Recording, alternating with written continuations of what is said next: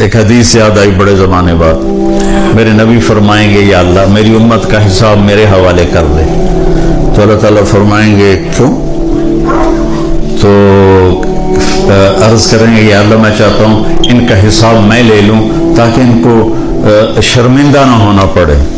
تو اللہ کہیں گے اگر آپ حساب لیں گے میرے محبوب تو آپ کے سامنے تو شرمندہ ہوں گے یہ، تو میں آپ کے حوالے بھی نہیں کروں گا، میں خود لوں گا اور پردے میں لوں گا، تو ایک پردہ حائل ہو جائے گا، ایک پردہ آ جائے گا، اور اس کے پیچھے اللہ اس امت کا حساب لے گا، اچھا یا برا۔ پورے مجمع کو نہیں پتہ چلنے دے گا کہ کون اچھا کون برا۔ کیا میرے رب نے ہمارے اوپر کمال کا کرم کیا ہے۔ پھر اس کام کو ہماری فطرت میں رکھ دیا، وَجَاهِدُوا فِي اللَّهِ حَقَّ جِهَادِهِ هُوَ اجْتَبَاكُمْ۔ اجتباء کہتے ہیں کسی مخصوص کام کے ماہر کو اس کے ذمہ کام سپرد کرنا۔ تو اللہ تعالیٰ کہہ رہا ہے میرے راستے میں جہاد کرو۔ کیوں یا اللہ؟ کہ تم اس کام کے اہل ہو۔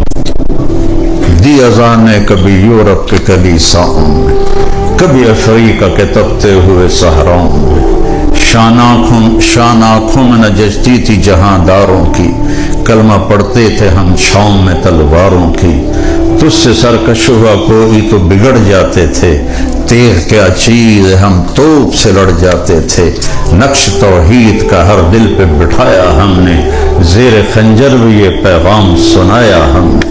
یہ اس امت کی صفت ہے جو اقبال نے شکوہ میں بیان کی ہے۔ تو میرے عزیزو چھوٹی سی درخواست، مر جانا ہے، بڑی موت بیان کی لیکن بیٹے کی موت نے موت سمجھا دی۔ موت کیا چیز ہے؟ زندگی ہے یا کوئی طوفان ہے، ہم تو اس جینے کے ہاتھوں مر چلے، آتی جاتی سانس کا عالم نہ پوچھ، جیسے دوری دھار کا خنجر چلے۔